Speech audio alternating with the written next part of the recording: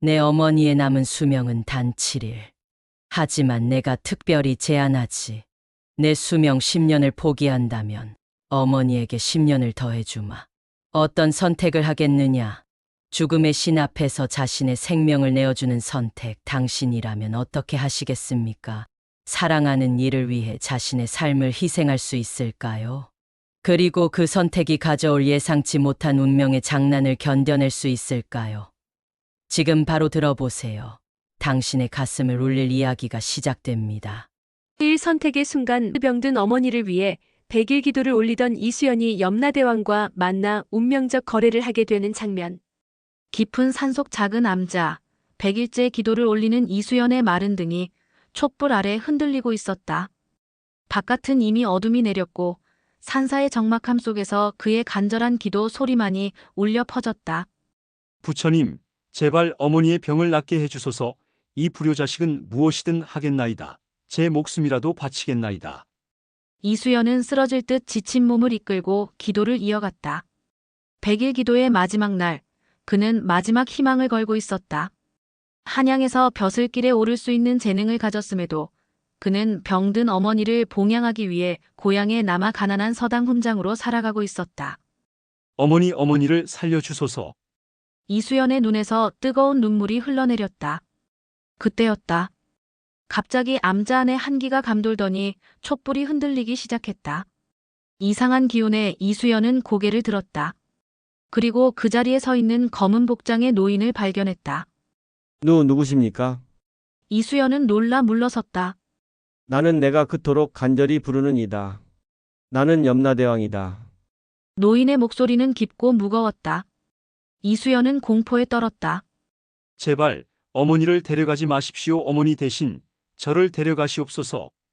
염라대왕은 슬픈 미소를 지었다. 내 어머니의 수명은 이미 다했다. 사실 일주일 전에 끝났어야 했으나 내 간절한 기도로 며칠을 더 버티고 있을 뿐이다. 이제 남은 시간은 단 7일. 이수연은 절망에 빠졌다. 7일이라니. 제발 어머니를 살려주십시오. 무엇이든 하겠습니다. 정말 무엇이든 하겠느냐? 염라대왕의 눈빛이 이상하게 빛났다. 네, 무엇이든 하겠습니다. 이수연의 단호한 대답에 염라대왕은 생각에 잠긴 듯했다. 좋다. 내가 특별히 제안하마. 내 어머니에게 10년을 더해주마. 하지만 그 대가로 내 수명 10년을 가져가겠다. 이수연은 놀라움과 희망이 교차했다. 제 수명이요? 그럼 저는 언제 죽게 되는 겁니까? 원래 내 수명은 80세까지였다. 이 거래를 받아들인다면 70세에 죽게 될 것이다. 대신 내 어머니는 7일이 아닌 10년 7일 후에 세상을 떠나게 될 것이다. 잠시 침묵이 흘렀다. 이수연은 망설임 없이 결심했다. 좋습니다. 받아들이겠습니다. 어머니께 10년을 드리고 제 수명 10년을 바치겠습니다. 염라대왕의 얼굴에 미소가 번졌다. 현명한 선택이다. 하지만 기억하거라. 모든 선택에는 대가가 따른다. 그리고 모든 운명은 변할 수 있다. 10년 후 다시 만날 것이다. 말을 마친 염라대왕은 서서히 안개처럼 사라졌고 이수연은 갑자기 극심한 피로를 느끼며 그 자리에 쓰러졌다. 다음 날 아침 그가 눈을 떴을 때는 이미 동이 틀어 있었다. 서둘러 집으로 돌아간 이수연은 놀라운 광경을 목격했다. 죽음의 문턱에 있던 어머니가 일어나 앉아 미소 짓고 있었다. 수연아, 이상하게도 기운이 나는구나. 밥이 먹고 싶구나. 이수연의 눈에서 눈물이 흘러내렸다. 그것은 꿈이 아니었다. 염라대왕과의 거래는 실제였고 어머니는 기적적으로 회복되고 있었다. 하지만 그날 밤 이수연은 거울 속 자신의 모습에서 희미하게 변화를 느꼈다. 머리카락 한 가닥이 하얗게 변해 있었고 눈가에는 미세한 주름이 생겨나고 있었다. 마치 시간이 조금 빨리 흐르기 시작한 것처럼.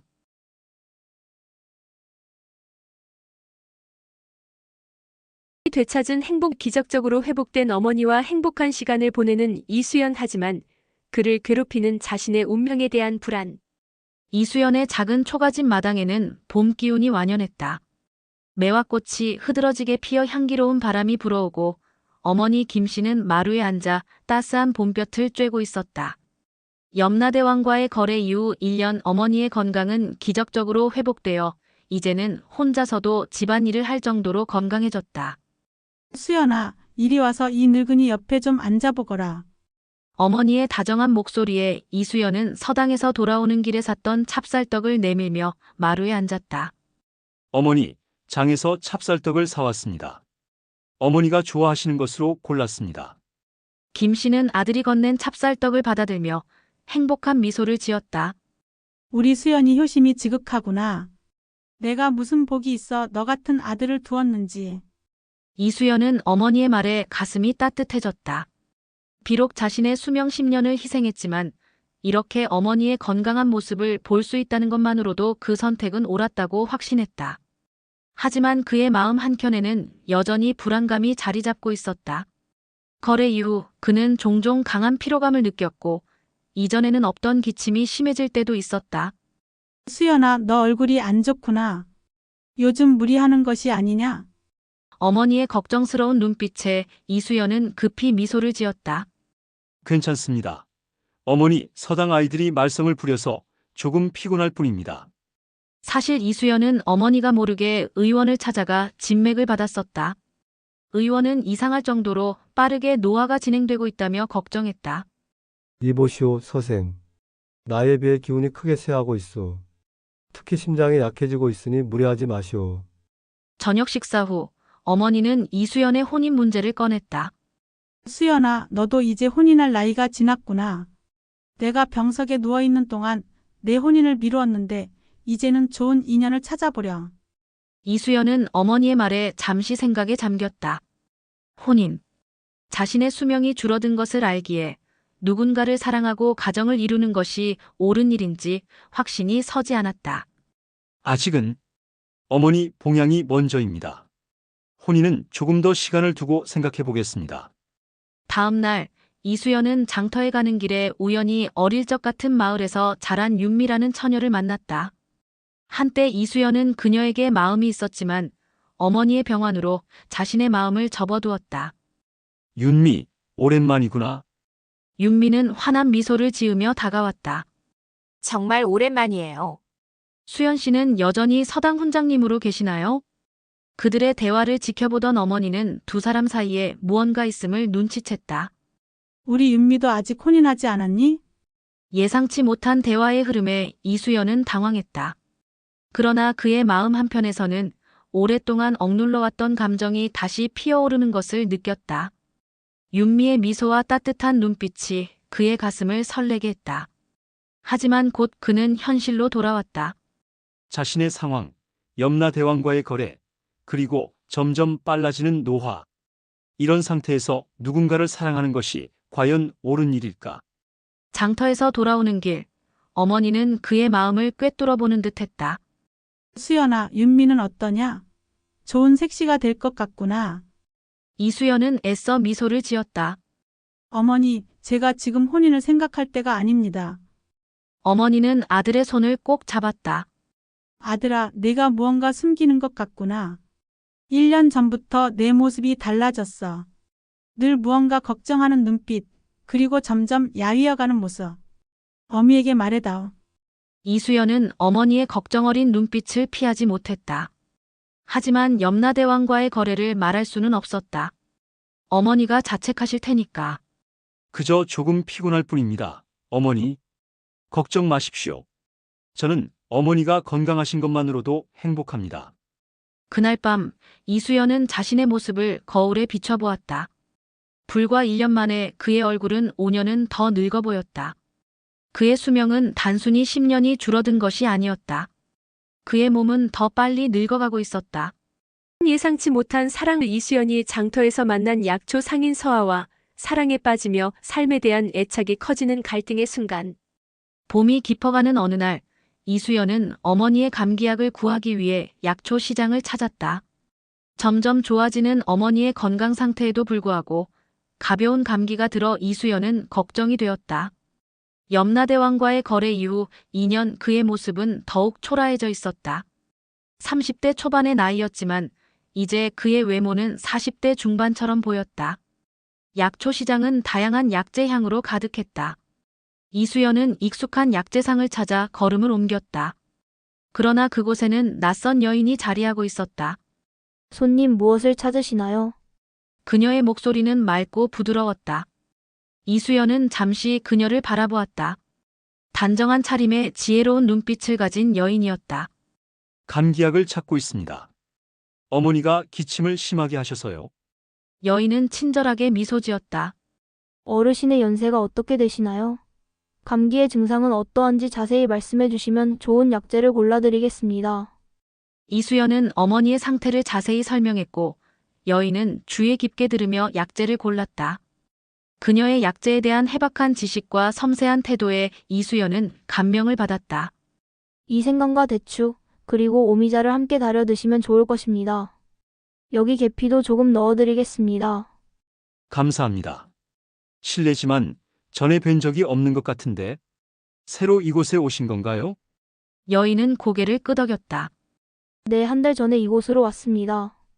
제 이름은 서아라고 합니다. 할아버지께서 이 약재상을 하셨는데 돌아가시고 제가 이어받게 되었습니다. 아, 그러셨군요. 제 이름은 이수현입니다. 마을 서당의 훈장을 맡고 있습니다. 서아는 갑자기 반가운 표정을 지었다. 아, 이 훈장님이시군요. 마을 아이들이 훈장님 이야기를 많이 하더군요. 글을 재미있게 가르쳐 주신다고요. 약재를 구입한 후 이수연은 서아와 더 많은 대화를 나누고 싶었지만 어머니가 기다리고 있다는 생각에 발걸음을 돌렸다. 그러나 그날 이후 그는 종종 약초 시장을 찾았고 매번 서아와 이야기를 나누는 시간이 조금씩 길어졌다. 점점 서아에 대한 마음이 커져가는 것을 느낀 이수연은 자신의 상황 때문에 괴로워했다. 내가 어찌 그녀에게 마음을 둘 수 있을까? 내 몸은 이미 빠르게 늙어가고 있는데. 어느 날 서아가 이수연에게 꽃차를 건넸다. 훈장님, 이 차를 드셔보세요. 피로를 풀어주고 기운을 북돋아줍니다. 훈장님께서 항상 피곤해 보이셔서. 이수연은 감동했다. 신경 써주셔서 감사합니다. 제가 요즘 조금 무리를 했나 봅니다. 서아는 걱정스러운 눈빛으로 그를 바라보았다. 훈장님, 신뢰가 될지 모르겠지만 훈장님의 기운이 많이 약해 보입니다. 특히 얼굴색이 좋지 않으세요. 혹시 오래된 병환이라도 있으신가요? 이수연은 순간 당황했다. 자신의 상태를 어떻게 설명해야 할지 고민하다가 애매하게 대답했다. 그저 타고난 체질이 약한 편입니다. 그날 이후로 서아는 종종 이수연에게 보약을 지어보냈다. 처음에는 거절하려 했지만 그녀의 진심 어린 걱정을 무시할 수 없었다. 더구나 서아의 약은 신기하게도 그의 몸 상태를 좋게 만들었다. 가슴의 통증이 줄어들고 기침도 덜해졌다. 시간이 흐를수록 두 사람의 감정은 깊어졌다. 이수연은 서아의 지혜와 따뜻함에 끌렸고 서아는 이수연의 선함과 학식에 감동했다. 그러나 이수연의 마음 한구석에는 늘 불안과 죄책감이 자리했다. 내가 그녀에게 온전한 미래를 줄 수 있을까? 어느 가을날 이수연과 서아는 함께 시장 근처 강가를 거닐고 있었다. 석양이 강물을 붉게 물들이고 바람에 나뭇잎이 떨어지는 아름다운 풍경이었다. 훈장님, 무슨 생각을 그리 깊이 하고 계신가요? 서아가 이수연의 생각에 잠긴 모습을 보고 물었다. 이수연은 한숨을 내쉬었다. 그저 인생이 참 덧없다는 생각을 하고 있었소. 이 아름다운 가을도 곧 지나가고 우리의 삶도 언젠가는.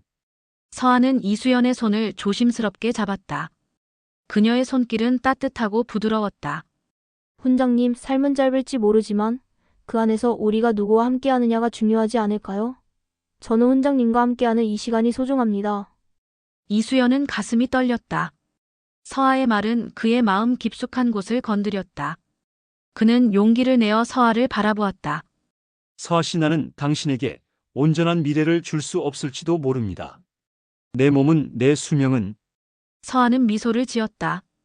훈장님, 미래는 누구도 알 수 없어요. 중요한 것은 지금 이 순간 우리가 느끼는 감정 아닐까요? 이수연은 더 이상 자신의 마음을 숨길 수 없었다. 서아 씨, 나는 당신을 사랑합니다. 하지만 내게는 말하지 못할 비밀이 있어. 서아는 이수연의 얼굴을 부드럽게 쓰다듬었다. 언젠가 말할 수 있을 때 그때 들려주세요. 저는 기다릴 수 있어요.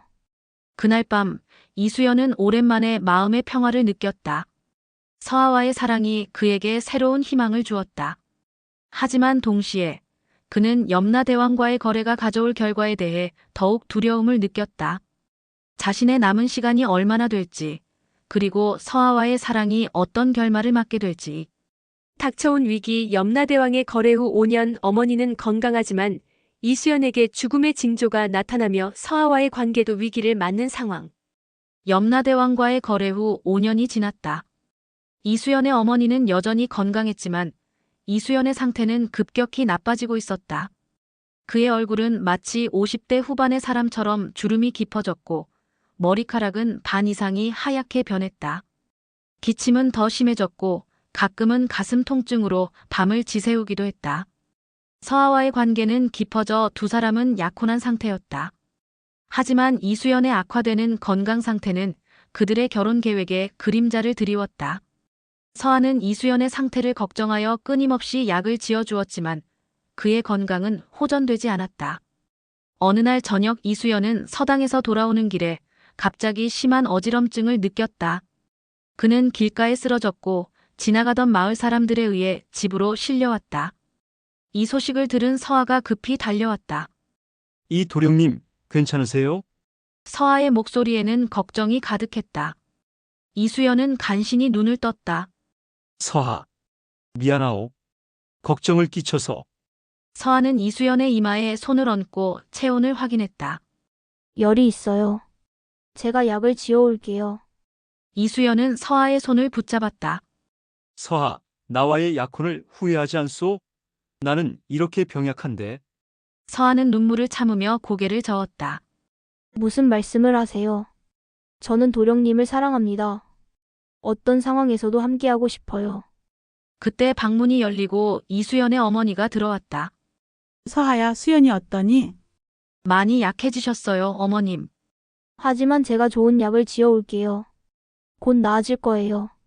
어머니는 서아의 어깨를 토닥이며 미소를 지었다. 고맙구나. 우리 수연이가 너를 만나 정말 다행이야. 서아가 약을 지으러 간 후 어머니는 이수연 곁에 앉았다. 수연아, 이젠 더 이상 비밀을 숨기지 마라. 내가 무슨 일을 했는지 어미는 알고 있단다. 이수연은 놀라서 어머니를 바라보았다. 어머니, 무슨. 5년 전 내가 거의 죽음 직전에 있을 때 내가 어디를 다녀왔는지 알고 있다. 그리고 그 후 내 몸이 급격히 나빠진 것도. 어머니의 눈에 눈물이 고였다. 내가 나를 위해 무언가 희생했지? 내 수명을. 이수연은 더 이상 숨길 수 없었다. 그는 떨리는 목소리로 염라대왕과의 거래에 대해 어머니에게 털어놓았다. 어머니의 수명을 연장하기 위해 제 수명 10년을 내어주었습니다. 하지만 단순히 10년만 줄어든 것이 아니라 제 몸이 2배로 빨리 늙어가고 있어요. 어머니는 충격에 휩싸였다. 아이고, 이 불효막심한 어미가. 내가 널 이렇게 만들다니. 어머니, 제발 그런 말씀 마세요. 저는 후회하지 않습니다. 어머니와 함께할 수 있는 시간이 늘어난 것만으로도 행복합니다. 어머니는 아들을 꽉 안았다. 하지만 이젠 서아도 있잖니. 그 아이에게 이 사실을 말했니? 이수연은 고개를 저었다. 못했습니다. 서아가 저를 떠날까 두려워요. 그 아이는 떠나지 않을 거다. 서아는 내 몸이 이렇게 약해진 이유가 있다는 걸 알고 있을 거야. 진실을 말해주는 게 좋겠다. 그날 밤 이수연은 열이 더 심해졌다. 서아는 밤새 이수연 곁을 지키며 약을 먹이고 열을 내리기 위해 노력했다. 새벽이 되어서야 이수연의 열은 조금 내렸다. 서하, 고맙소. 당신 덕분에 살았소. 이수연이 약한 목소리로 말했다. 서아는 안도의 한숨을 내쉬었다. 다행이에요. 하지만 도령님, 이건 일시적인 호전일 뿐이에요. 제 약으로는 도령님의 상태를 근본적으로 치료할 수 없어요. 이수연은 서아의 진지한 표정을 보며 불안해졌다. 무슨 말이요? 도령님의 몸은 자연스럽게 늙어가는 것이 아니에요. 마치 누군가가 도령님의 수명을 빼앗아가는 것 같아요. 서아의 말에 이수연은 충격을 받았다.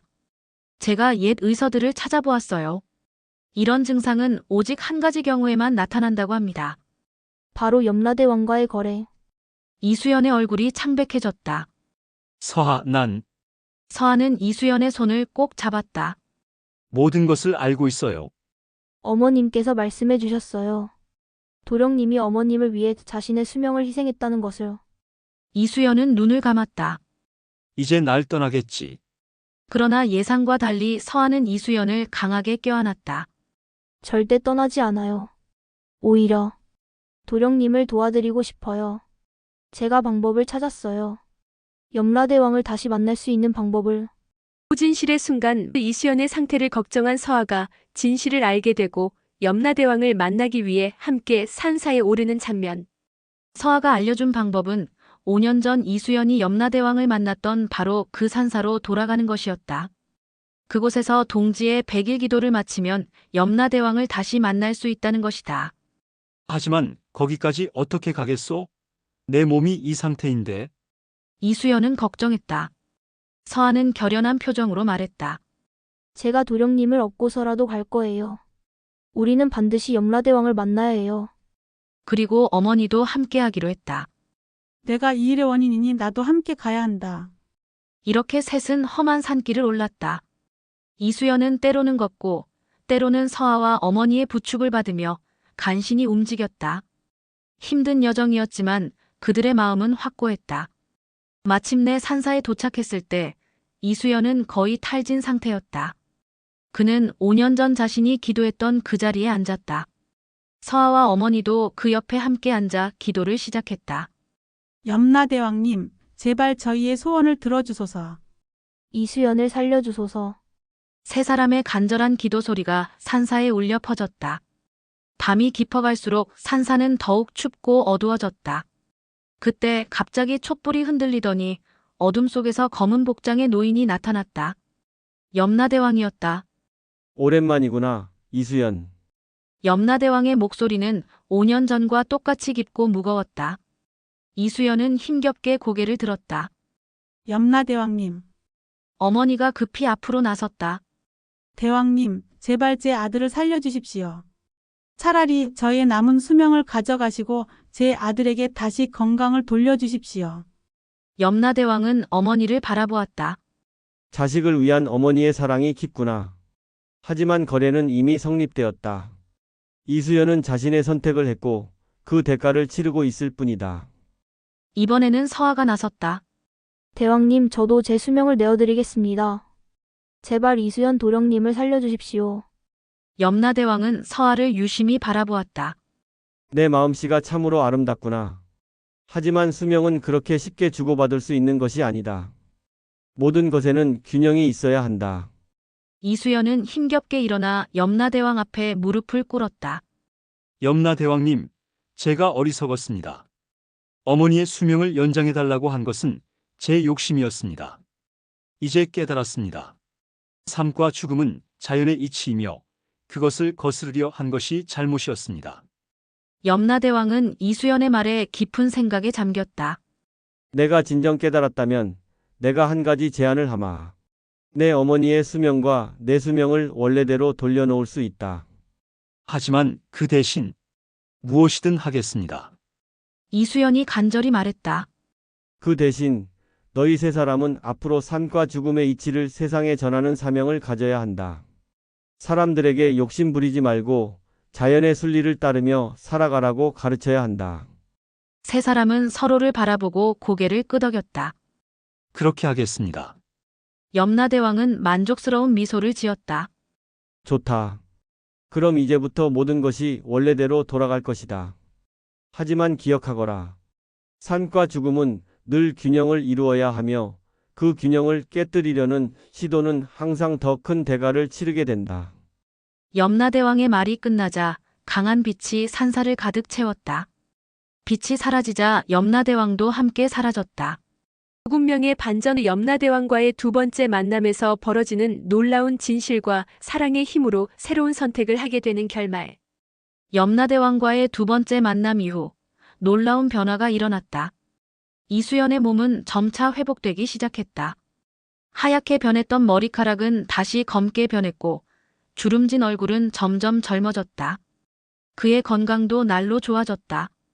어머니도 여전히 건강했다. 염라대왕은 약속대로 모든 것을 원래 상태로 돌려놓았다. 그러나 한 가지 변화가 있었다. 세 사람은 이제 삶과 죽음의 이치를 깨닫고 그것을 다른 이들에게 전하는 사명을 가지게 되었다. 이수연과 서한은 마침내 결혼식을 올렸다. 마을 사람들은 모두 이수연의 신기한 회복에 대해 이야기했지만 정확한 이유는 아무도 몰랐다. 그것은 오직 이수연과 서하, 그리고 어머니만이 아는 비밀이었다. 결혼 후 이수연은 서당을 계속 운영하며 아이들에게 글을 가르쳤다. 하지만 이제 그는 단순히 글자와 문장만 가르치는 것이 아니라 삶의 가치와 죽음의 의미에 대해서도 가르쳤다. 아이들은 이수연의 가르침에 깊은 감동을 받았고 그의 제자들은 점점 늘어갔다. 서한은 약초상을 계속하면서 병든 사람들을 돌보았다. 그녀는 단순히 육체의 병만 치료하는 것이 아니라 마음의 병도 함께 치유했다. 그녀는 사람들에게 욕심을 버리고 순리대로 살아가는 지혜를 나누었다. 어머니는 마을의 노인들과 함께 모여 이야기를 나누며 자신의 경험을 통해 깨달은 삶의 교훈을 전했다. 그녀의 이야기를 들은 많은 이들이 삶을 바라보는 시각을 바꾸게 되었다. 몇 년 후 이수연과 서하 사이에 아들이 태어났다. 그들은 아이에게 수명이라는 이름을 지어주었다. 그 이름에는 삶의 소중함과 자연의 순리를 존중하라는 의미가 담겨 있었다. 어느 날 저녁 가족이 모두 모여 저녁 식사를 하고 있을 때 이수연이 문득 물었다. 어머니, 혹시 후회하시는 점은 없으신가요? 10년 더 사실 수 있었는데. 어머니는 손자를 품에 안으며 미소를 지었다. 후회? 전혀 없단다. 내가 원래 떠났어야 할 때 떠나는 것, 그것이 자연의 이치지. 오히려 지금 이렇게 너희들과 함께 행복한 시간을 보낼 수 있어 감사할 따름이다. 서하도 고개를 끄덕였다. 저도 그렇게 생각해요. 우리에게 주어진 시간이 얼마든 그 시간을 어떻게 살아가느냐가 더 중요한 것 같아요. 이수연은 아내와 어머니, 그리고 아들을 바라보며 깊은 행복감을 느꼈다. 그는 이제 삶과 죽음에 대한 두려움 없이 오직 현재의 순간을 소중히 여기며 살아가기로 마음먹었다. 그리고 약속대로 그들은 계속해서 삶과 죽음의 이치를 세상에 전했다. 그들의 이야기는 입에서 입으로 전해졌고 마침내 조선의 옛 설화로 남게 되었다.